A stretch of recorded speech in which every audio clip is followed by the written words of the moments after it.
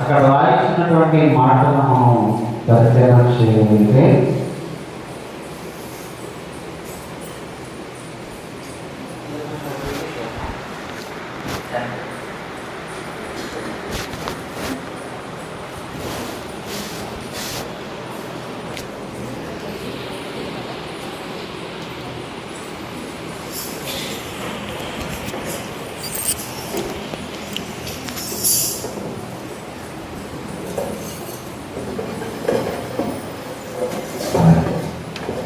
అక్కడ రాస్తున్నటువంటి మాటను మనం ఆలోచన చేయగలిగితే, మేము బలహీనులమైనప్పటికీ మీరేమైనాలి.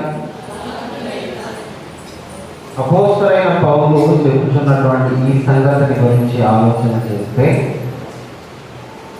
పాదిరి గారు బలహీనపరచబడవచ్చు, అర్థమైందా? సేవకుడు బలహీనమైన స్థితిలో ఉండవచ్చు, లేదా దీన స్థితిలో ఉండవచ్చు, లేకపోతే అప్పుల బాధలో ఉండవచ్చు, లేదా ఇంకో బాధలో ఉండవచ్చు.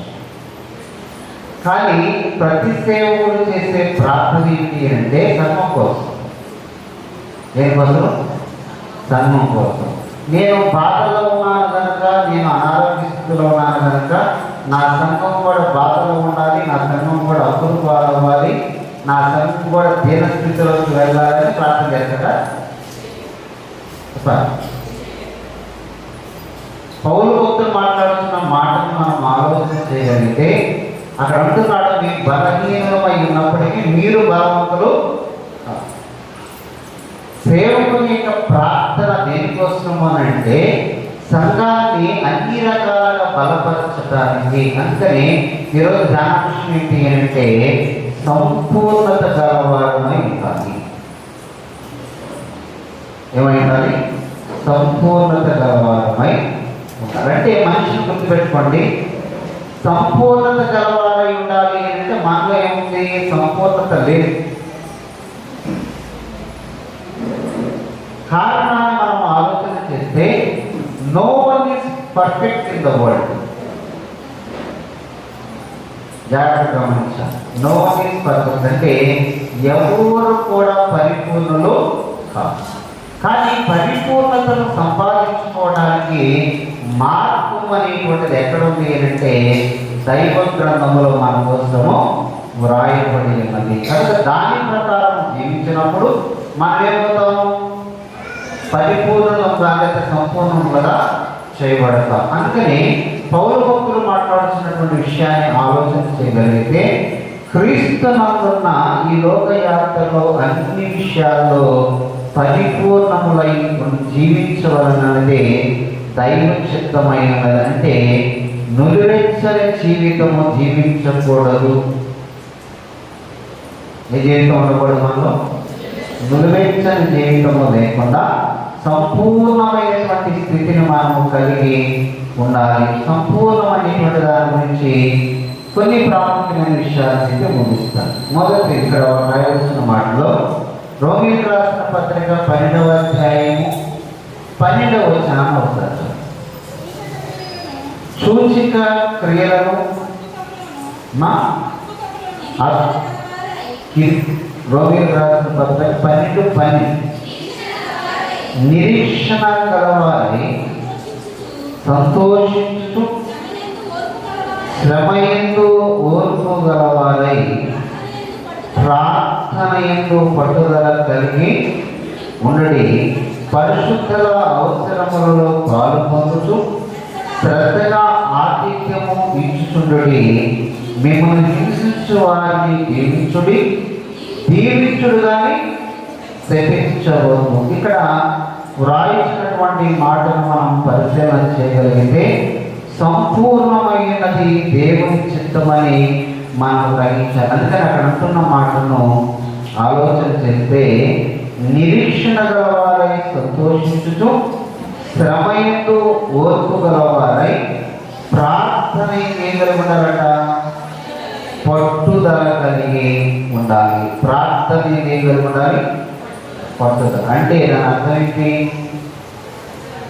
పొట్టు లేని ప్రార్థన ఉండదు.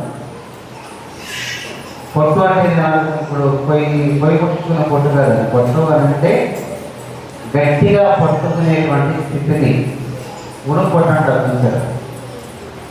ఉడుం పట్టంటే అర్థం గట్టిగా దాని కంటే బలమైనటువంటి పట్టు దేనిలో ఉండాలి అంటే ప్రార్థన ఎందుకు పట్టుదల. ఫర్ ఎగ్జాంపుల్ మీకు మాట ఫర్ ఎగ్జాంపుల్ మీరు ఎవరైనా ఒక విషయాన్ని ఒక అవసరత మీరు కలిగి ఉన్నారు. సరే బిడ్డ ఉద్యోగం కావచ్చు, పెళ్లి కావచ్చు, లేకపోతే గర్భఫలం కోసం కావచ్చు, లేకపోతే చదువులో మంచి ర్యాంకు సంపాదించడం కోసం కావచ్చు, లేకపోతే అనారోగ్య సమస్యలు ఉన్నప్పుడు మంచి ఆరోగ్యం కోసం కావచ్చు. అంటే మన అవసరం చాలా అవసరం. కొంతమంది ఏం చేస్తారు అంటే పట్టుదల అనేటువంటిది ప్రార్థన ఉండదు. ఇప్పుడు ఒకసారి 2 సార్లు చేస్తారు ప్రార్థన, నీకు కాకపోతే వదిలేయడం, దాంతో నీకు అనవసరం అని. కొంతమంది ఉద్యోగం చేయాలనేటువంటి ఆ తాపత్రయం ఇంటర్వ్యూకి వెళ్తారు. ఒక ఇంటర్వ్యూ అటెండ్ చేస్తారు, 2 చేస్తారు, 3 దాంట్లో చేస్తారు. ఏమవుతుందంటే నేర్పం చూపిస్తారు. ఇక ముందుకి పట్టుదల అంటే దాని అర్థం ఏంటి అంటే సాధించేంత వరకు వదలపడటానికి. ఇది సాధించాలి, నేను ఈ ఉద్యోగాన్ని సాధించాలి, లేదా నాకు ఖచ్చితంగా బిడ్డలో కలగాలి. ఫర్ ఎగ్జాంపుల్ అన్న ఉంది, అన్నాకి ఎవరు లేరు, బిడ్డలు లేరు. ఆమె ప్రార్థన చేసి మెల్లగా 1 రోజు 2 రోజులు చేసి మెల్లగా కూర్చున్నా ఆ పొద్దుదల తెలుసా దేవాలయంలో ఉందంట. అసలు ఎక్కువ ఎక్కడుంది? దేవాలయంలోనే ఉంది. దేవునితో మమేకమై ప్రార్థన చేయొచ్చు. పట్టుదల కలిగినటువంటి స్థితిని కలిగి ఉండడం చేత దేవుడు ఏం చేశాడు? ఆమె ఆసక్తిని, ఆ ప్రార్థన పట్టుదలను బట్టి దేవుడు శ్రేష్టమైనటువంటి కుమారుని విచిత్రమైన చెప్పమంటారా? బైబిల్ గ్రంథం మొత్తంలో నాకు వారసులు కావాలని ప్రార్థన చేసిన ఒకటే. అందరూ బిడ్డల కోసం ప్రార్థన చేశారు. ఇప్పుడు అబ్రహాం ఏం చేశాడు? బిడ్డలు పర్టికులర్ నా మోగులు కావాలని అడగలేదా? అన్న ప్రార్థన చేసినప్పుడు ఖచ్చితంగా అడుగుతుంది, నాకు మగ పిల్లలను దయచేయాలి. ఎక్కడైనా ముద్దలు అడిగినా పిల్లలు కావాలని ప్రార్థన చేశారు, లేదా మరొకరు కావాలన్నా పిల్లలు కావాలని ప్రార్థన చేశారు. కానీ అన్న ఒక అంశం పెట్టుకుంది, ఏంటి? నాకు మగ పిల్లడే కావాలి. దానికి వేదం నాకు ఏది వారసత్వాన్ని నా ఇంటి పేరు నుంచే పెడతానికి, నా కుటుంబానికి ఒక వారసుని ఉండాలనే ఉద్దేశం కాదు. ఆ ఉద్దేశం ఏంటి అని అంటే నీవు నాకు మగ పిల్లలు ఇస్తే నేను ఆయనకి సేవ ఇస్తాను. ఎవరు ఇస్తాను? నేను ఆయన నీకు సేవ చేస్తాను. నీ సేవ చేయడానికి నా గర్భంలో నుంచి ఒక మగ పిల్లలు విడిచిపెట్టిందా? పట్టు విడిచిపెట్టే ఎప్పుడు చూసినా గుడిచుంటేది లేదు. మనం గుడిచుంటే తప్ప ఏడాది తింటాం. అదేనా? చర్చి చుట్టూ తప్ప ఎక్కడే తిరుగుతాం, చాలా ప్రదేశాలు తిరుగుతాం. కానీ ఏడుకొచ్చేసరికి ఏమవుతుందని నేర్పం. కానీ అన్న జీవితం ఎలా ఉంది అంటే ఆమె లోపల లోకానుసారమైన జీవితం జీవితలా కేవలం దైవ సన్నిధిని కలిగి దేవుని మీద మాత్రమే ఆధారపడి ఆమె పట్టు విడవక ఏం చేసిందంటే ప్రార్థన చేసింది. ఇప్పుడు ఆమె ప్రార్థన సంపూర్ణం చేయబడిందా? చేయబడలేదు. దేవుడు కోరిన రీతిగా శ్రేష్టమైనటువంటి కుమారునిగా సమూయేలును ప్రవక్తను he was the first prophet of Israel. ఇశ్రాయేలు ప్రజలకు ఆయన మొదట ప్రవక్తగా దేవుడు ఎవరు గర్భాన్ని ఇచ్చాడు? గొడ్రాలో పిలువబడినటువంటి అన్నది. ఎంత గొప్ప ఆలోచన! అంటే మనం ప్రార్థన ఏముండాలి? పట్టుకుంటుందా? చెప్పాలి. మునుగు పట్టు, ముసలు పట్టు, ఇంకో పట్టు, ఏదో పట్టు గట్టిగా పట్టుకొని ఇది కావాలి ప్రభు అని చెప్పి పట్టు విడవలను నిరంతరం ఐదు ప్రార్థన చేస్తే ఖచ్చితంగా దేవుడు కార్యాన్ని. కానీ మన ప్రార్థన ఎలా ఉంటుంది అంటే సంపూర్ణంగా అసంపూర్ణంగా ఉంటుంది. ఇప్పుడు చాలామంది భోజనం చేసిన తర్వాత చివరి ఏం జరగాలి, చివరి ఏం తినాలి చెప్పండి. భోజనం పెట్టిన తర్వాత చివరిలో ఒక వేస్తారు అందరూ. దాదాపు ఆంధ్రప్రదేశ్లో ఉన్న వాళ్ళందరూ దాదాపు అయిపోయినారు. ఏం తెలియదు, భోజనం ఫుల్ఫిల్ అవ్వాలంటే ఏం తినాలి చెప్పండి. అర్థం కదండి. పెరుగమ్మా, పెరుగు. పెరుగు లేకపోతే అది ఇన్కంప్లీటే కదా. అంతేనా? ఇది అయితే ఎక్కడో ఫంక్షన్లో వేస్తారు. కానీ సహజంగా ఇంట్లో తిన్నా బయట తిన్నా ఏడైనా ఎంత కోరికలు తిన్నా చివరి ఒక ముద్ద తినాలంటారు మనం. ఆ ముద్ద ఏంటి? అది తినకపోతే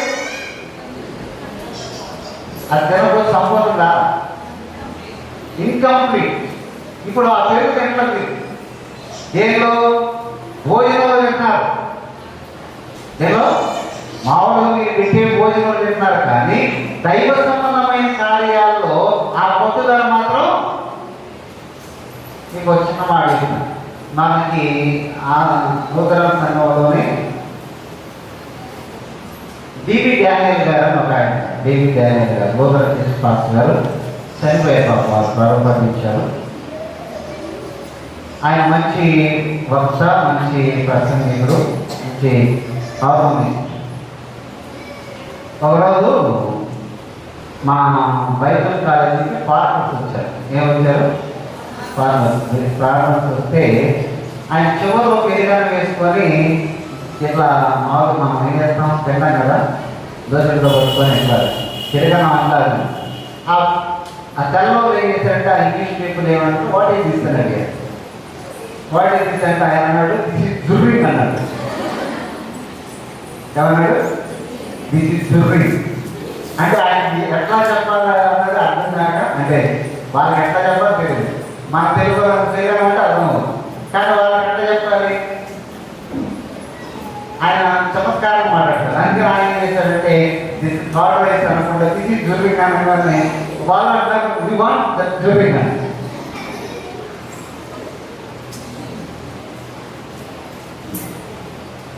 ఎందుకు ఈ మాట మీకు చెప్తున్నాను అని అంటే, గుర్తుపెట్టండి, ప్రతి విషయంలో మంచిగా ఉంటుంది అని అంటే విఘ్నత, జ్ఞానము, పరిజ్ఞానము, పరిపక్వత, పరిపూర్ణత, సంపూర్ణత ఉంటుంది. కానీ ధైర్యంగా ఉండట్లేదు అంటే దైవ సంబంధమైన కార్యాలు ఎందును ప్రార్థన ఎందుకు పట్టుదల అనేటువంటిది ఉండటం లేదు.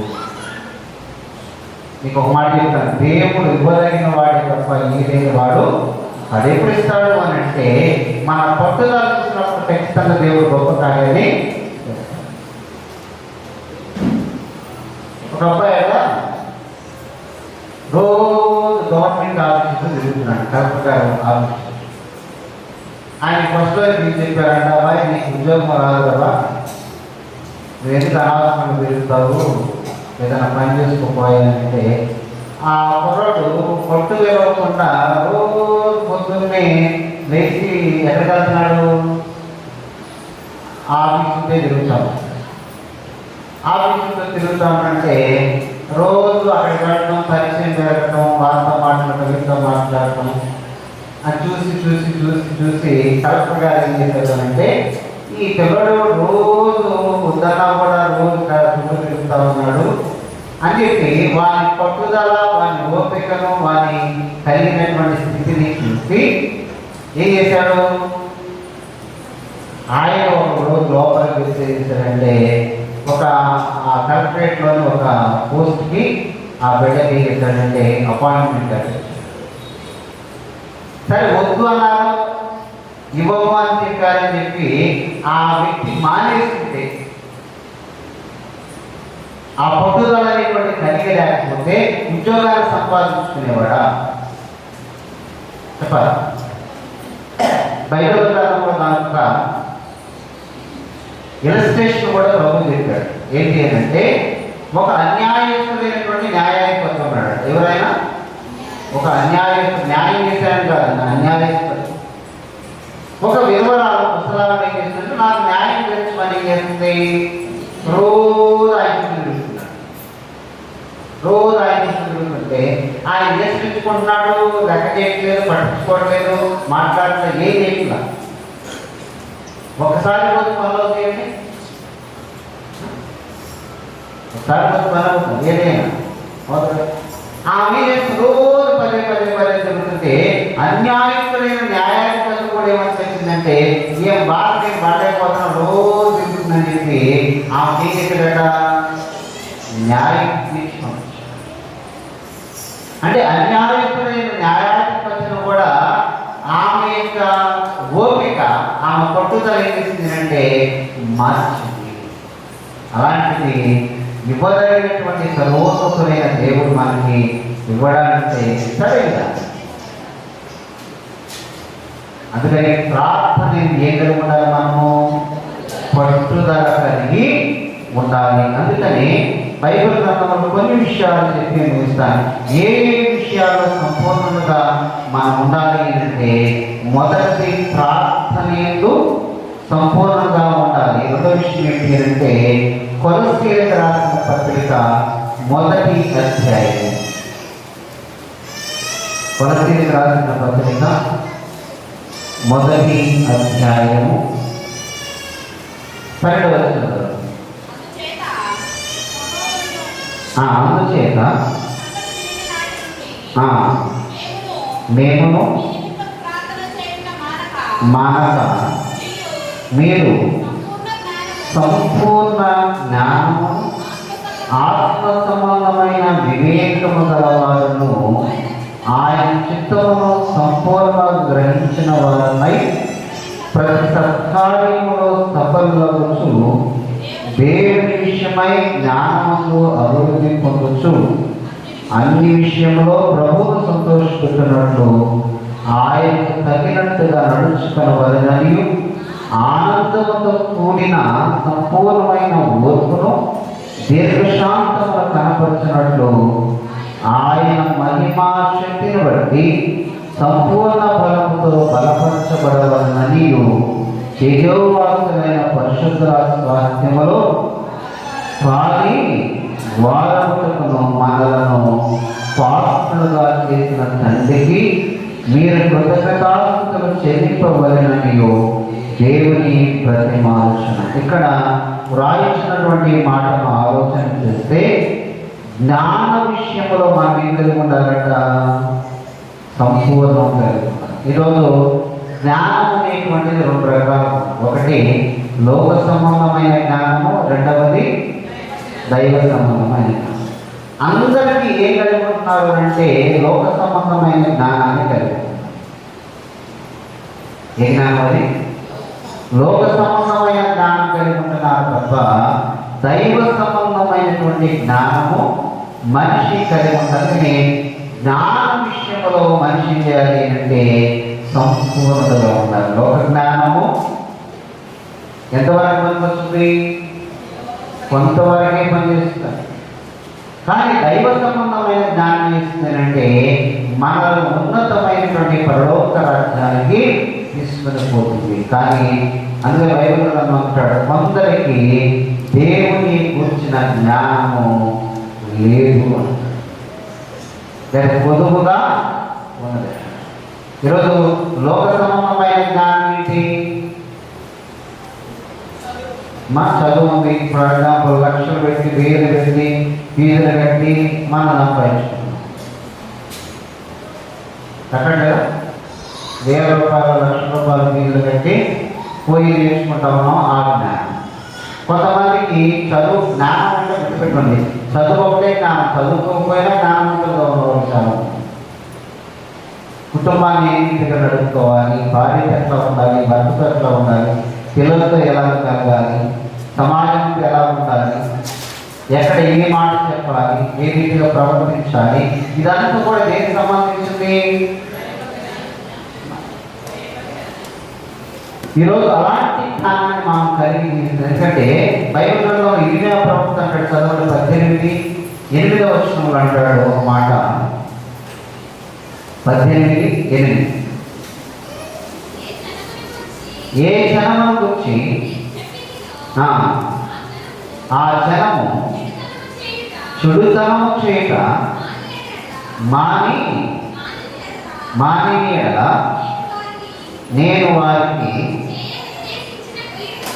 చేయనుద్దేశించినటువంటి కీడును గురించి సంతాపపడు. ఇక్కడ రాస్తున్నటువంటి ఏ జనము గురించి నేను చెప్పినో ఆ జనము చెడుతనము చేయటం మానేల నేను వారి చేయనుద్దేశించిన కీడును గురించి సంతాపపడుదును. మరియు కట్టిదననియు నాటిదననియు ఒక జనమును గురించి కానీ రాజ్యముల గురించి కానీ నేను చెప్పి ఉండగా ఆ జనము నా మాట వినకుండా నా దృష్టికి కీడు చేసిన దానికి చేయదలిసిన మేలును గురించి నేను సంతాపపడను. కాబట్టి నీవు వెళ్ళి యూదా వరకును యెరూషలేము నివాసులతో ఇంట్లో అనుము యెహోవా సెలవిచ్చిన మాట ఏదనగా మీ మీదకి తెచ్చుటకై నేను కీడును కల్పించుచున్నాను. మీకు విరోధముగా ఒక యోచన చేయుచున్న మీరందరూ మీ దృష్ట మార్గమును విడిచి మీ మార్గములను మీ క్రియలు చేయగా చక్కపరుచుకున్నాడు. అందుకు వారు నీ మాట నిష్ప్రయోజనము, మేము మా ఆలోచనల చొప్పున నడుచుకుందాము, మేమందరూ మా మూర్ఖ హృదయము చొప్పున ప్రవర్తించుదము అని ఎంత జ్ఞానోపదేశం చేసిన బైబిల్ గ్రంథం అంటాడు అన్నమాట. పందుల ముందు ముత్యాలు, పందులకి ముత్యాలు విలువ తెలుస్తుందా చెప్పాలి. మూర్ఖుడికి దేవుని జ్ఞానం కానీ దేవుని వాక్య విలువ కానీ తెలుస్తుందంటే తెలియదు. దేవుడు ఎన్నో రీతిగా ఏం చేస్తున్నాడంటే మీ చెడుతనమును, మీ కీడు మార్గాన్ని, మీ తప్పుడు మార్గాన్ని విడిచి దైవ మార్గంలోకి రావడమే దైవ జ్ఞానం. కానీ మనిషి ఏం చేస్తున్నాడు అంటే దేవుని మార్గాన్ని మేము వినం, నీ మాటలు నిష్ప్రయోజనము, వాటి చొప్పున మేము చేయము. వాటి ప్రకారం చేయకపోతే నష్టపోయేది ఎవరు? దేవుడా మనిషి చెప్పాలి. కానీ మనం ఏం చేస్తున్నాము అంటే దేవుడికి ఏదో నష్టం కలుగుతుందని రీతిగా నీ మాట మేము వినము, నీ మాట ప్రకారం మేము జీవించము, నీ చెప్పిన మాట మాకు అవసరం లేదు అంటే ఇశ్రాయేలు ప్రజలు ఇలాంటి మాటలు మాట్లాడి అనేకమైన శ్రమలు తెలుసుకున్నారు. బబులోని చెరకు కానీ ఐగుప్తు చెరకు కానీ దేవుడు అప్పగించిన కారణం ఏంటి? దేవుడి మాట వినాలి. దేవుడి మాట గుర్తుపెట్టుకోండి. దేవుడి మాటలు ఎప్పుడు కూడా మనిషి ఎట్లా ఉంది అంటే ఒక సోది లాగా. అదే లోక సంబంధమైన ముచ్చట్లు చెప్పుకోండి. పచ్చీసు గీతలు తీసుకొని కాలు ఇటుకాలు పెట్టి వేస్తా ఉంటే సాయంత్రం అవుతాయి కదా. అవునా? సాయంత్రం 5 లేదు కూడా తెలియదు మనకి. అది లోక సంబంధమైనటువంటిది, ఇది దైవ సంబంధం. ఇక్కడ ఆరోగ్యం వస్తే నిద్ర అవుతుంది, నీరసం అవుతుంది, నిద్రకు పోతుంది, వేదన అవుతుంది, ఆగ్రహం అవుతుంది, ఆవేదన అవుతుంది, అర్థం తేడా ఆ చూపొచ్చు కదా. ఏది దైవ సంబంధమైనది, ఏది లోక సంబంధమైనది, ఏది జ్ఞానము, ఏది అజ్ఞానము అనేటువంటిది యోచన మనము చేయలేకపోతున్నాం. కానీ జ్ఞాన యోచన లేకుండా ఉంటే ఖచ్చితంగా దేవుడు కూడా ఏం చేస్తాడంటే, అందుకనే దేవుడు చెప్పాడంటే ఈ మొత్తం రాసిన తర్వాత చివరిలో మాట చెప్పాడు దేవుడు. ప్రకటన చివరి దొంగడుగా ఉంది, అన్యాయస్తుగా వ్యభిచారం ఎవరు ఎట్లా ఉండాలో అట్లా ఆయన చెప్పాల్సిన అయిపోయింది, చెప్పాడు. వింటాం వినకపోవడం అనేది ఎవరికి ఇప్పుడు మనలో విన్నామనుకు మనం బాగుపడతాం, వినకపోతే నష్టపోయేది కూడా మనం. ఎందుకంటే ప్రభు నాడు వారి క్రియలు చెప్పండి నేను ఏం చేస్తాను అని అంటే తీర్పు తీరుస్తాను. ప్రతి వారికి నేను చేస్తాను తీర్పు తీర్చి ఏం చేస్తాడు అని అంటే పొలిసి ఒళ్ళో పోతాడు. మనం చేసి మన ఒళ్ళో పొలిసి పోతాడు. దాన్ని అనుభవించటమే, దాన్ని చేయగలిగింది ఏం కూడా. గుర్తుపెట్టుకోండి, దైవ సంబంధమైనటువంటి జ్ఞానాన్ని కలిగి ఉండాలి తప్ప మేము వినం, మేము చెయ్యం, మా మూర్ఖత చొప్పున మేమే ఉంటాము అని అంటే మూర్ఖుడు ఏం చేస్తాడు అంటే ఎప్పుడు నష్టపోతాడు. అర్థమవుతుందా? మూర్ఖత్వంతో ఉంటే మనిషి ఎప్పుడు కూడా వర్ధలేడు, దీవించబడలేడు, ఆశీర్వదించబడలేడు. మూర్ఖత్వం విడిచిపెట్టి దైవ జ్ఞానం కలిగి జీవించడానికి ప్రయత్నించారు. అందుకని కొరింథీయులకు రాసినటువంటి 2వ పత్రిక 1వ అధ్యాయం 2వ వచనాన్ని ఒకసారి మనం పరిశీలన చేయగలిగితే, మన తండ్రి అయినటువంటి దేవుని నుండి ప్రభు అయిన యేసు క్రీస్తు నుండి కృపయు సమాధానము మీకు కలుగును గాక. సమస్తమైన మన ప్రభు అయినటువంటి యేసుక్రీస్తు తండ్రి అయిన దేవుడు స్తుతింపబడును గాక. దేవుడు మిమ్మల్ని ఏ ఆదరణతో ఆదరించున్నాడో ఆ ఆదరణతో ఎట్టి శ్రమలో ఉన్నవారినైనను ఆదరించుటకు శక్తి గలవారు ఉన్నట్లు ఆయన మా శ్రమ అంతటిలో మమ్మను ఆదరించుచున్నాడు. క్రీస్తు యొక్క శ్రమలు మా ఎలా విస్తరించుచున్నావో అలాగే క్రీస్తు ద్వారా ఆదరణ మాకు విస్తరించుతున్నారు. మేము శ్రమ పొందినను మీ ఆదరణ కొరకు, రక్షణ కొరకు పొందుదము. మేము ఆదరణ పొందిన మీరు ఆదరణ కొరకే పొందుదము. ఈ ఆదరణ మేము కూడా పొందినట్లు మా శ్రమలను ఓపికతో సహించుటకు కార్యసాధకమై ఉన్నది. మీరు శ్రమలలో ఎలా పాలువారు అయినారు అలాగే ఆదరణలో పాలువారై ఉన్నారని ఎరుగుదము. కనుక మిమ్మల్ని కూర్చి మా నిరీక్షణ ఏం చేస్తుందంటే స్థిరమై, ఇక్కడ రాసిన మాటను ఆలోచన చేస్తే మన తండ్రి దేవుని నుండి ప్రభు అయిన యేసుక్రీస్తు నుండి కృపయు సమాధానము కలుగును. కనికరము చూపు తండ్రి సమస్తమైన ఆదరణట అనుగ్రహించు తండ్రి అన్నాడు. ఇక్కడ ఈ మాటను మనం పరిశీలన చేసినప్పుడు మనకేమి జ్ఞాపకం వస్తుంది ఏంటంటే, దేవుడేమో మనుషులు ఎప్పుడు కూడా ఆదరించాలి, వారికి కృప చూపించాలి, వారికి సమాధానం అనుగ్రహించాలి అని ప్రభు తలంచుచున్నాడు. అయితే మనుషులు ఏం చేస్తున్నాడు అంటే ఆదరణ పోగొట్టుకొని బాధాకరమైనటువంటి జీవితంలోకి నెట్టివేయకుండా. గుర్తుపెట్టుకుని దేవుడేమో మనం ఏం చేయాలి?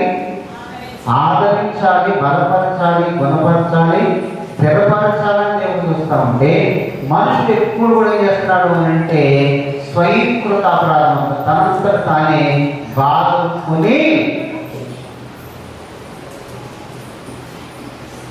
మీకు మాట చెప్పాను, దానికి పోతూ సర్జరీగా చూస్తున్నాడు. ఏ తొట్టి? సర్జరీగా చూస్తున్నాను. అది కనిపించినా దాన్ని ఎంతో చూడకుండా మన దాన్ని మనం పోతే మనకేం ప్రమాదం ఉంటుంది అంతదా? పొలబెట్టి పొడిచే ఉంది, ఏమవుతుంది? అవి పర్వాలేదు పడుతుంది. ఎంటబడి పుడితే ఏమవుతుంది అంటే కచ్చరి యాడబడి మూతి మీద పడి మూడు ఎంత అవుతుంది, ముఖం మీద పడి బుక్ ఎంత అవుతుంది, యాడబడితే ఆడంట. అవి కొట్టుకుంటూ వదిలిపెడితే ఆ శ్రమ తెచ్చుకుంది ఎవరు? అలా తీసుకొని దేవుడికి న్యాయం లేదు, దేవుడు పొలబెట్టుకోవడం చెప్పండి. వివేకము కలిగి, వివేచన కలిగి, సద్భక్తితో సద్భావంతో ముందుకు వెళ్ళమని దేవుడు చెప్తే నువ్వేం చేస్తున్నావు? కావాలని నీ ఏమైన క్రియల చేత, దుష్కార్యముల చేత శ్రమలను తెచ్చుకోవడం ద్వారా మనకు లభిస్తున్నటువంటి ఆదరణ ఏమవుతుంది అంటే దూరం చేయబడుతుంది.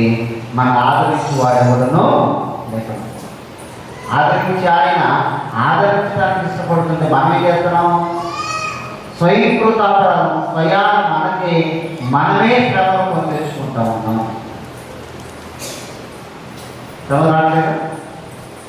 నీకు వాడి ఆదివారం నాడు చర్చిలో కూర్చున్నావు అనుకోండి, నువ్వేం చేయలేడా, ఏమైనా చేస్తావా? కూర్చుంటావు చేసి శుక్రవారం అయినా ఆదివారం అయినా ప్రార్థన కూర్చోండి, ఏమేం కాదు.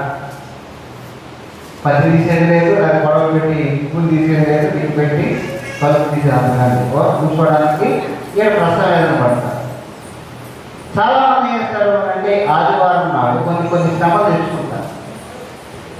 పాటలకను, యాత్రకను, లేకపోతే క్రికెట్లకను, మరో దానికి పోతే గుర్తుపెట్టుకోండి, బయట అల్లరితో కూడిన ఆటపాడుతున్నాడు. ఎందుకన్నాడు? ఏమన్నాడు? అల్లరితో కూడిన ఈ అల్లరితో కూడిన ఆటపాటలు ఏముంది అంటే శ్రమ ఉంది, ప్రమాదం ఉంది, అపాయం ఉంది, ఇబ్బంది ఉంది తప్ప అక్కడ ఆదరణ అనేటువంటిది ఎప్పుడూ ఉంది. ఉంటుందా? తప్ప అక్కడ ఏదో శ్రమ గుర్తుపెట్టి మనంతనే మనం తెచ్చుకోలేకపోయినా మనం ప్రశాంతంగా వేరే వాళ్ళ ద్వారా అయినా సరే ఆ శ్రమ మన మీదకి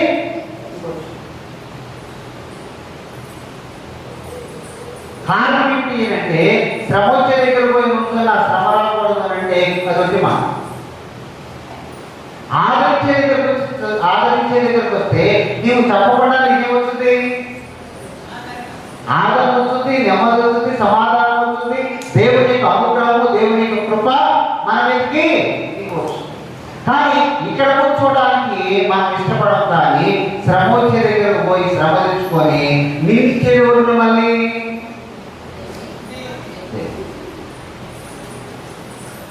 దేవుడు క్షమిస్తాడండి.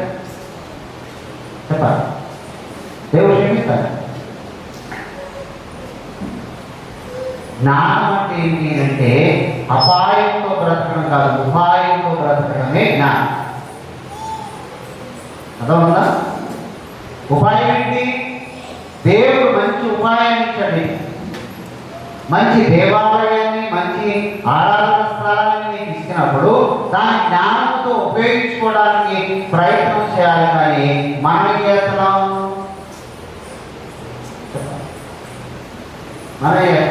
శ్రమలు తెచ్చుకుంటాం. మీకు చిన్న సంఘటన, రోజు గుడికి వచ్చామో ఒక రోజు ఏం చేస్తుందంటే రోజు ఏం పోతాం గుడికి రాడని చెప్పి ఇంటికాడ కూర్చున్నాం.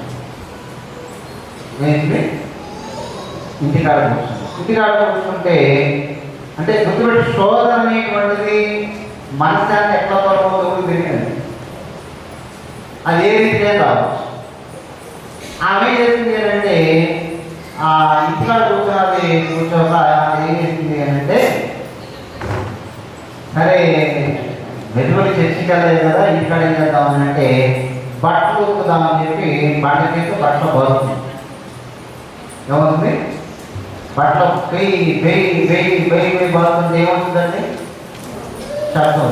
ఆ ఇంటి పక్కన ఒకరోడు ఏం చేస్తున్నాడు అని అంటే వాడు ఏదో వర్క్ చేసుకున్నాడు, ల్యాప్టాప్ వర్క్ చేసుకున్నట్టే అది వీడియో కాన్ఫరెన్స్ సంథింగ్. ఈ శబ్దం ఏం చేస్తుంది? వాడిని డిస్టర్బ్ చేస్తుంది. ఈ శబ్దం వాడిని డిస్టర్బ్ చేస్తుంటే వచ్చాడు మెరుగుపరేవా నా ఇంటి ఏదనుకోండి నీకేమో ఇక్కడ అర్థమైంది. ఈ డైలాగ్ ఏమైపోయినాయి? పెరిగిపోయి వాళ్ళ వచ్చాడు వాళ్ళ ఇంట్లో మొత్తం కలిసి వచ్చి జుట్టు పడడం కింద పడేసి బాగిపోయి తప్పు కళ్ళు పెట్టాను కదా, ఇష్టపడి పడితే పూర్తి మొహం వెళ్ళిపోయింది. నేనే ప్రార్థన చేసిన పోయినాను దేవుడి దగ్గర. ఒక ఆవిడ వచ్చింది, పలానామకి ఇట్లా అయింది అంటే పోయి ప్రార్థన దేవుడికి ప్రార్థన వాళ్ళు పొరపాటు పోతున్నారు ఆయన అది చేసుకొచ్చేవారు. ఇప్పుడు ఏమైనా వచ్చారని వాళ్ళ పోయి ప్రార్థన చేసిన తర్వాత శుభ్రత మాట ఏం చేస్తాను అయ్యగారు నేను ప్రార్థన మానేసినందుకు దేవుడు దగ్గరను చెప్పాను. నేను చర్చకొచ్చుకున్నా నాకు ఈ శోధన రాసుకున్నాను. గుర్తుపెట్టుకోండి, శోధన అనేటువంటిది కుజంలో గుర్తుపెట్టుకోండి మనలో ఉన్న ఆనందాన్ని, మనలో ఉన్న సంతోషాన్ని ఆలోచించి. కానీ దేవుడి చదువు నువ్వు బలహీనం కదా, అసంపూర్ణం కదా, బాధ ద్వారా, వ్యాధి ద్వారా, శ్రమ ద్వారా, ఇబ్బంది ద్వారా ఎలా వస్తున్నావు? ఏమని చెప్తాడంటే చేస్తాడంటే అన్ని విషయాలు నేను సంపూర్ణంగాను బలపరచుకోవడానికి. అని మనం ఇది చేస్తామా దాన్ని చేస్తాం.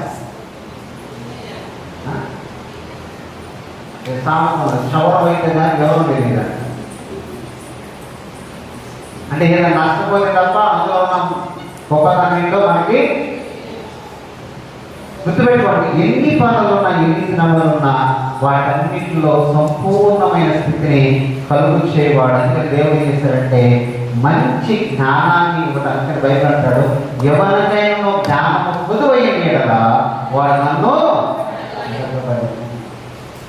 ప్రతినిత్యము దేవుడి సన్నిధిలో ఏం చేయాలి కదా, ప్రభువా నేను జ్ఞానంతో బ్రతుకులాలని నీ కృప నాకు దయచేయు. జ్ఞానం అన్ని విషయాలు అవసరమే. అలా ఉన్న జ్ఞానం అన్ని విషయాల్లో అవసరం. ఫర్ ఎగ్జాంపుల్, భర్త ఇంటి బయట నుంచి వచ్చాడు అనుకో, భర్తతో ఎలా మాట్లాడాలో జ్ఞానయుక్తంగా మాట్లాడితే సమాధానం ఉంటుంది. అదే కడైతరని మాట్లాడితే మన సమాధానం కూడా పోదంతా రచ్చే. అది జ్ఞానం అంటే ఏ రీతిగా మాట్లాడాలి, ఏ రీతిగా జీవించాలి, ఏ రీతిగా మనం ప్రవర్తించాలి, అన్ని విషయాలు నేర్పించేది ఏంటంటే జ్ఞానానికి. ఆ జ్ఞానంతో మీరు ఏం చేయాలి అంటే సంపూర్ణత కలిగి ద సెకండ్ వన్. రెండో విషయాన్ని ఆలోచన చేస్తే కొరింథీయులకు రాసినటువంటి 2వ పత్రికలోని 7వ అధ్యాయము మొదటి వచనం ప్రియులారా ఉన్నవి కనుక దేవుని భయముతో పరిశుద్ధతను సంపూర్తి చేసుకొచ్చు శరీరమును ఆత్మకు కలిగిన సమస్త కల్మషము నుండి మనలను పవిత్రులుగా చేసుకుందాము. రెండో విషయాన్ని ఆలోచన చేస్తే దేని యందు సంపూర్ణత కలిగి ఉండాలి అంటే పరిశుద్ధతను యందు. దేని యందు పరిశుద్ధ. మనిషికి ఏంటి, యేసయ్య లోకానికి రావడానికి కూడా కారణం ఏంటి అంటే అపరిశుద్ధమైనటువంటి మనలను పరిశుద్ధులుగా చేసి పరిశుద్ధమైనటువంటి పరలోక ప్రాప్తిని అనుగ్రహించడానికి ప్రభు ఈ లోకానికి. మనుషులు ఏమవుతుంది అంటే పరిశుద్ధత అనేటువంటిది లేదు. ఆ పరిశుద్ధతను మనిషి చేశారంటే కోల్పోయాడు. అందుకని ఆయన చాలా క్లియర్గా మాట్లాడుతున్నటువంటి మాట ఏంటంటే మరొకసారి చదువుకున్నాం మాట. ఇలారా నేను చదువుతున్నాను. ప్రియులారా మనం ఈ వాగ్దానములు ఉన్నవి కనుక దేవుని భయముతో పరిశుద్ధతను సంపూర్తి చేసుకొనుచు శరీరమునకు ఆత్మకు కలిగిన సమస్త కల్మషము నుండి మనము పవిత్రులుగా చేస్తాం. ఇక్కడ రాస్తున్నాడు శరీరమునకును ఆత్మ రెండింటికి ఏమన్నట కల్మషం. చాలా మంది అనుకుంటారు శరీరానికి కల్మషం ఉండదు కనుక ఆత్మకు కల్మషము ఉండదు అనుకుంటారు. గుర్తుపెట్టుకోండి, ఆత్మకు కూడా శరీరంతో చేసే క్రియలను బట్టి కల్మషం అనేటువంటిది ఏర్పడుతుంది. శరీరంతో చేసే దానితోనే దేనైనా పరమానం. మనం ఆత్మపూర్ణంగా ఆత్మతో లేము. దేంతో ఉన్నాం మనం? శరీరంతో ఉన్నాం. శరీర సంబంధమైనటువంటి క్రియల చేత చేయబడే ప్రతి పనిని బట్టి ఆత్మ కూడా ఏం చేస్తుంది? కల్మషం. మీకు గుడ్ ఫ్రైడేలో చెప్పాను, ఈసారి చివరి మాట ఏం చెప్పాడు అంటే, తండ్రి నీ చేతికి నా ఆత్మని ఎట్లా అప్పగించాడు ఆయన? ఎట్లా అప్పగించాడు అంటే కల్మషం లేకుండా. అర్థమవునా? పరిశుద్ధమైనటువంటి ఏ రీతిగా ఆయన పరిశుద్ధుల ఈ లోకంలో పుట్టాడో, ఏ రీతిగా పరిశుద్ధులుగా జీవించాడో అదే పరిశుద్ధతో తన ఆత్మ పరిశుద్ధమైన ఆత్మగానే ఎవరికి అప్పగించాడు అంటే తన తండ్రికి. మరి మనకు కూడా ఆ రీతిగా అప్పగించాడు. అందుకని శరీరములను ఆత్మకు కలిగినటువంటి కల్మషం అంట దేవుని యొక్క భయముతో పరిశుద్ధత కలిగి జీవించాలి. పరిశుద్ధత ఎలా అవుతుంది?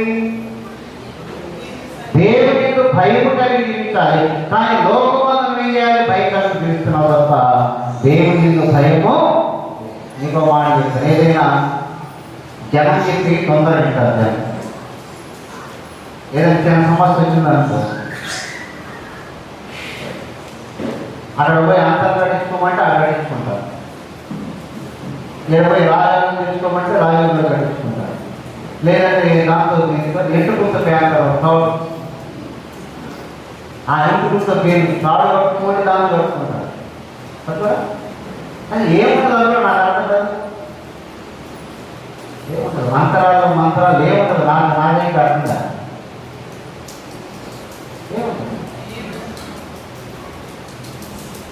అసలు దేవుడే సమస్తం చేయగలిగిన ఆయన అయితే ఆయన ప్రార్థన చేయడం వదిలిపెట్టి ఎవరెవరు ఏం చెప్పాడు? అంతరం కట్టించి మంత్రం పెట్టి మెడ పెళ్ళేసు ఐఏసుకోండి ఏం చేస్తాయి?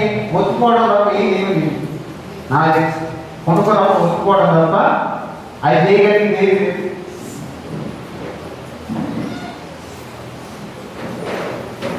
మెడగా పరిశుద్ధత అనేటువంటిది మనిషిని ప్రభావశీలిగా చేస్తుంది, పరలోక రాజ్యాన్ని చేస్తుంది, పరిశుద్ధమైన జీవితాన్ని జీవించడానికి ఉపయోగపడుతుంది. అయితే దాన్ని విడిచిపెట్టి లోక సంబంధమైనటువంటి వ్యక్తులు చెప్పేటువంటి దురాచారాలన్నీ ఆచరిస్తూ అందులో ఏదో అర్థం లేదనుకుంటే అది ఒక భ్రాంతి భ్రమ తప్ప ఏమీ.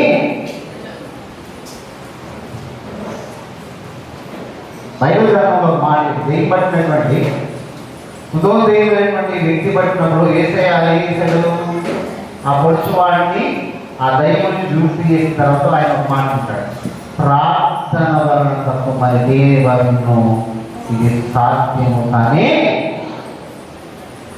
మరి మనం ఆ ప్రార్థన మనకు దేవుడు ఇస్తే ఆ ప్రార్థన పక్కన పెట్టేసి ఏం చేస్తున్నాం? చూపుడు పిల్లలు, మూతలు, రాళ్ళు, రప్పలు, గవ్వలు, ఎవ్వరు ఈ బట్టి మెడ వేసుకోవడం, మళ్ళీ పట్టుకోవడం, గెలగలేదు. ఏమవుతుంది? దాంట్లో ఏమైనా అవుతుంది? నేను మీకు వచ్చిన పత్రం మాట చెప్పిన మా మామగారికి రియలైజ్ నిద్ర పట్టకపోతుంటే వాళ్ళ కొడుకు ఆ మానవుడు ప్రారంభంకి వచ్చాడు. రామగారు ప్రారంభం వచ్చింది విశ్వాసం. మూడో స్వామి ఈ మంత్రం చేసి ఆ మంత్రం తీసుకొని కట్టుకుంటారంట. బాగా ముఖంలో గట్టిగా పడుతుంది. నా అర్థం నరాలు వేసుకొని నెత్తులు వేసుకొని నిద్రపడగా వయసులో కొనుక్కున్నంత నీట్గా ఎప్పుడు చేసిన మొదలు నీట్గా ఉంటుంది. అది ఇక్కడ ఉన్నా ఎందుకంటే వాళ్ళు నిద్రపడతారు. లోపల నెత్తులు లేదు. అట్లా ఆయన ఏం చేసినట్టు ఒక పొగాడు తీసుకొని దారం తీసుకొని దారాన్ని పసుకురాసి దాన్ని చుట్టి గర్భాన్ని చుట్టి ఆ నాయనకు పిచ్చి ఏం చెప్పాడంటే, స్వామి దగ్గర పోయిన ఆయనమ్మ మంత్రం ఇచ్చాడు, ఇది కట్టుకునేటప్పుడు బాగా సలసల కాగి నీళ్లు పోసుకొని చాలా స్నానం చేసి అప్పుడు పట్టుకోమన్నాడు. ఉడుకుడు నీరు కోసం దేవద్దమ్మా లలిత నిద్ర ఆడకి కలి వచ్చు ఇది పట్టుకోవాలి. కళ వేసిన మంత్రం సరే పని చేసిన మంత్రం అది రోడ్డు పొగాడు వస్తున్నా. ఇంకా ఈ పిచ్చి బతుకులు ఇంకా పిచ్చాలు చేస్తుంటే ఒకసారి నాకు నవ్వాలి ఏడవ కూడా అర్థం. అంటే చెప్పేది మాట్లాడాలనుకుంటారా, లేకపోతే చెప్పేది నిజం కాదనుకుంటారా, లేకపోతే మీరు చెప్పేది నేనేనా అనుకుంటారా? నాకేంటి అర్థం కాదు.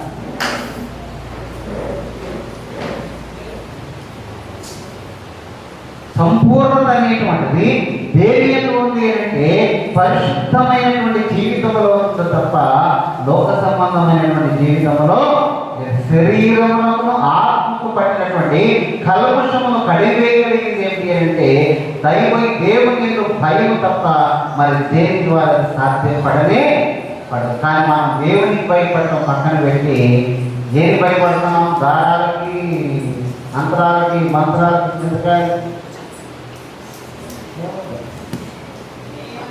ఏం కాదు. మీరు పొద్దున్నే వేసిన తర్వాత మీ ఇంట్లో ఒక నిమ్మకాయ పుష్పేసాడు అనుకో, వస్తుంది లోపల మనం చెప్పాల్సిన పని లేదు. రైలు వదిలింది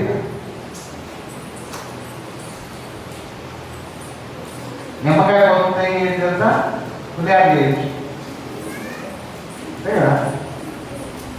జనం ఏం చేస్తారు, పులిహార ఏది కాదు మేము చేస్తాము, అది కూరతో భయపడదు. కూర పొద్దునే అంటే ఆడేది తీసుకొని బాగున్నాడు, కొత్త మూట ఆడ తీసుకోవాలంటే వాళ్ళ ఇంటి జనం ఏమైందంటే గాలి చిన్న కుప్పేది బస్తాలు జారి పెట్టవద్దమ్మా, జారి చిన్న కుప్పలు తయారీ ఆ ఇంటి కరెక్ట్ గేట్ ముందు పడింది. నేను ఇక్కడ అవ్వ పొద్దున్న ఉరుకుంటూ వచ్చింది, అయ్యారు ఏమైందమ్మా అంటే లాస్ట్ ఏం చేశారు అయ్యారు మా ఇంటికి పొద్దున్న గడప ఎదురు అదేంటో తెలుసరికి మాకు ఎక్కి ఎవరు తీసుకొని పోదాక ఆ చిన్నగా చిన్న గద్దలు పడి ఆ కాలికి దాని కదా కదా కదా ఉరుకుంటుంది. ఏం చెప్పాలి, దేవుడి ఎత్తి భయం ఉందా, పసుపంటి భయం ఉంది చెప్పాలమ్మా. దేవుడి భయం లేదు, భయం ఉంటే దానికి ఇంకొంది ఊరి చవకడేదంటే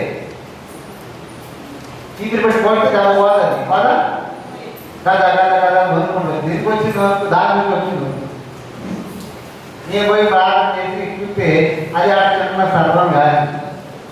హైదరాబాద్ చేసిన విషయం ఏంటంటే వాళ్ళ మనవడే ఆ ఇంట్లో బాధపడాలంటే ఆ పొట్ట దారి ఆ పోయిందంట ఆ గొప్ప వాడు సాయం చేశాడు. ఏ పొద్దునని తగ్గుతుంది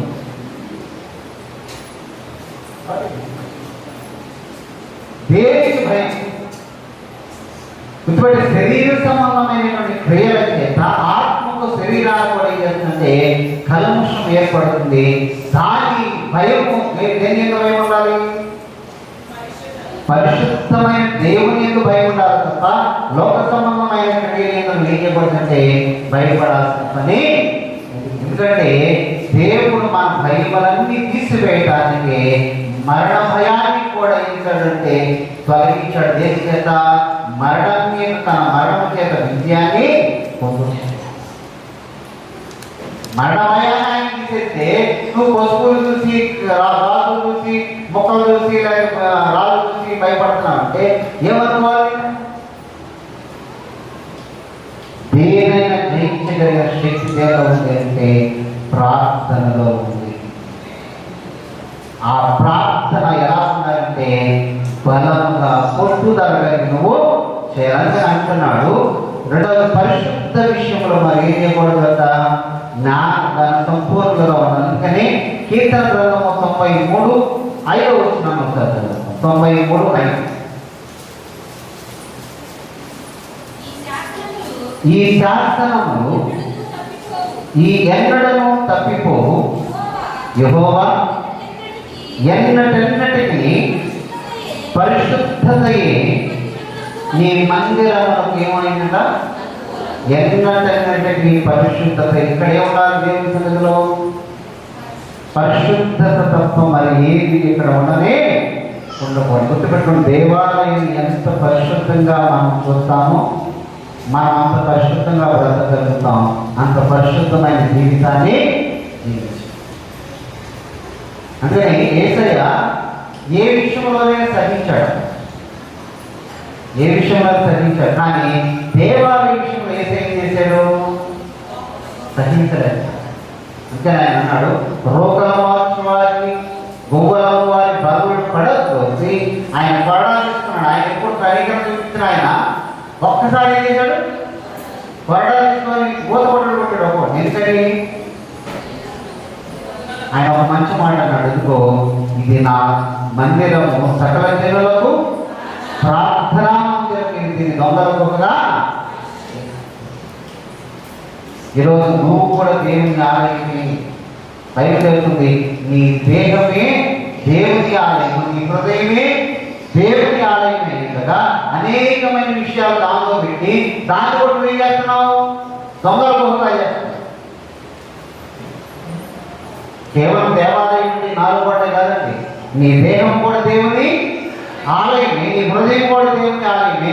ఇది ఎంత పరిశుద్ధంగా ఉంటుందో నీ శరీరం అంత పరిశుద్ధంగా ఉండాలి. నీ శరీరం ఎంత పరిశుద్ధంగా ఉంటుందో నీ హృదయం కూడా అంతే పరిశుద్ధం ఉండాలి. అప్పుడే అది ఎలా ఉంటుంది అంటే అంటున్నాడు, ఎన్నటెన్నటని మందిరమునకు పరిశుద్ధతయే అనుకూలం. కనుక మన శరీరాలు చెప్పాలి, పరిశుద్ధం ఉండాలా, రోతలు ఉండాలి. ఈరోజు పరిశుద్ధమైన జీవితాన్ని చాలా బాధాకరమైన విషయం ఏంటంటే నా మాట ఏమనుకోమా, నేను ఒక మ్యాట్రిమన్ అంటే ఏమంటారు, పెళ్ళిళ్ళు చూస్తారు కదా, పెళ్ళిళ్ళు మ్యాచింగ్ చేసే ఒక తెలిసిన ఆయన్ని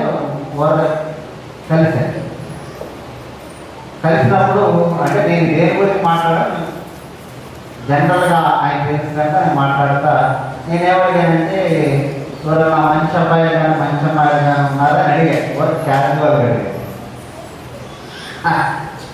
ఆయన పాస్టర్ గారు మీకు నేను వాస్తవం చెప్తాను, ఒకప్పుడు శీలవంతులు కావాలనుకొని అడగవచ్చు, కానీ ఈరోజు అలాంటి కోరుకోవడం చాలా తప్పు పాస్టర్ గారు అన్నాడు.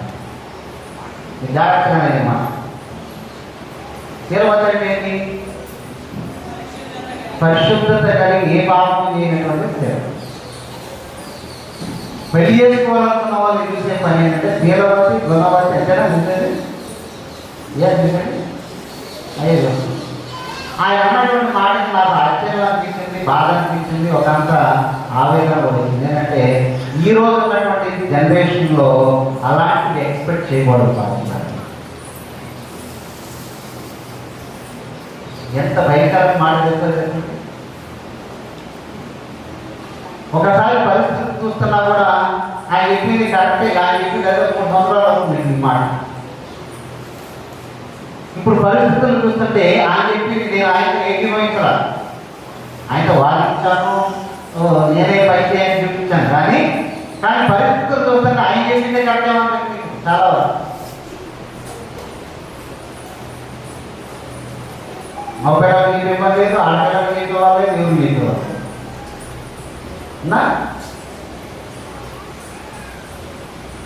గుర్తుపెట్టు, అయినప్పటికీ స్టిల్ ఇప్పుడు కూడా మంచి వ్యక్తిత్వం కలిగిన వారు ఇంకా అందుకే సమాజం ఉంటాము. లేకపోతే ఎప్పుడో పాడైపోయేది, ఎప్పుడో నాశనం అయిపోయేది, ఎప్పుడో దేవుడు ఒకటి దిగొచ్చి కొద్దో గొప్ప నీతి మందులు ఉన్నారు కంటే ఈ భూమి ఎట్లా బతుకుతుంది. లేకపోతే ఎప్పుడో సుధోమ గోమర పట్టణం వెళ్ళి కాలిపోయేది. వాళ్ళ నీతి ఏం చేస్తుంది అంటే దేవుడు ఇక్కడ అసహంతో 10 మంది నీతి మందులు ఉన్న సుధోమ గోమర నేను అంటే అక్కడ నువ్వు లేవు పట్టుమని 10 మంది ఉన్న ఒక నీతి మందులు లేవు అసలు ఆయన కూడా బయట తీసుకొచ్చారు, మొత్తం రాయిపోయింది. అలా అవునా నీతి మందులు కూడా అప్పుడులా ఉన్నది. ఆ నీతి మందులు ఎప్పుడైతే దాటాడో ఏమైందండి, ఈరోజు కూడా బూడి నిలిచి ఉన్నారు. నీకు సమాజంలో ఎంత పరిశుద్ధంగా మనం జీవిస్తున్నాము. దైవగ్రంథం వివాహం అన్ని విషయంలో ఘనమైనది కింద ఒక మాట్లాడతారు. ఈ పై రోజు పైతే కింద రోజు పట్టించుకోరు. పాపు నిష్కలంకమైనదై ఉండవాలి. అంటే నువ్వు పరిశుద్ధమైన జీవితాన్ని నువ్వు పరుడేటువంటి పడక కూడా ఎలా ఉండాలి, దాని మీద ఏ పాపమును దాని జరుగుతుంది. ఒక్కసారి ఆలోచన చేద్దాం. సంపూర్ణత అనేటువంటిది ఎలా వస్తుంది అంటే దైవ జ్ఞానం చేత సంపూర్ణత వస్తుంది. రెండవది పరిశుద్ధత కలిగి జీవించడం ద్వారా మాత్రమే సంపూర్ణ మనిషికి లభించుద్ది. కనుక మనం ఎలాంటి స్థితి కలిగి మనం జీవిస్తున్నాం. అన్నిటికంటే ముఖ్యంగా ముందు చెప్పిన మాట ప్రార్థన పట్టుదల కలిగి ఉండడం ద్వారానే మనకేమవుతుంది సంపూర్ణ. దేవుడు ఈరోజు నీ నుండి నా నుండి కోరుకుంటాను ఏంటి అంటే సంపూర్ణత కలిగి జీవించాలి. గట్టి వారిని మీరు ఉంటారని ఆశిస్తూ ఆశీర్వదిస్తూ ఈ మాటలు ముగిస్తున్నాను. దేవుడు మీరు తోడని కాపాడు నుంచి ఆశీర్వదించను కాదు. ఈ సమయంలో ఈ చైన్ ప్రైజ్ గొలుసు ప్రార్థన చేసుకుందాం.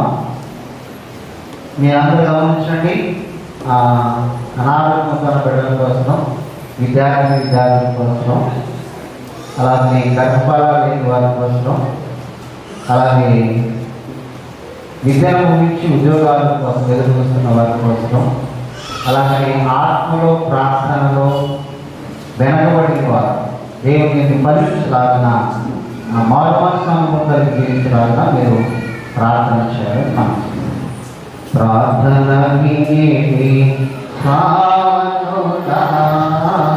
ప్రార్థన మాకు శ్రేష్టమైన భావము శిష్య బృందముకు శ్రేష్టమైన భావము శిష్య బృందముకు పరముడనీను ప్రణుతి చేతను పరలోక ప్రార్థన ఏతుమయా ప్రార్థన వీడి ప్రాణుడా ప్రార్థన మాకు ఏతుమయా